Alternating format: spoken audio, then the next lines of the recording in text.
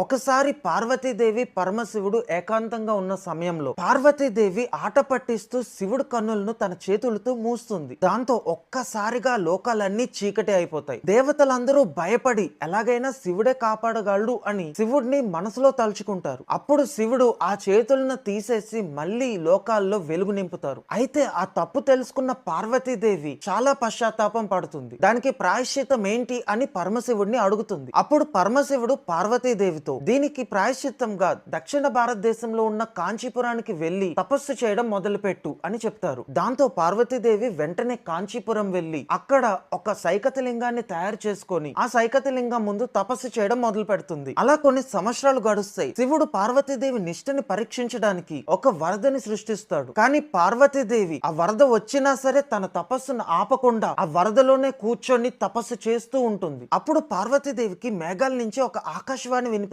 అరుణాచలం కొండ మీద ఉన్న గౌతమ ముని ఆశ్రమానికి వెళ్లి గౌతముని కలిసి ఆ అరుణాచలం కొండ మీదే పార్వతీదేవి తపస్సుని పూర్తి చేయమని చెప్తుంది.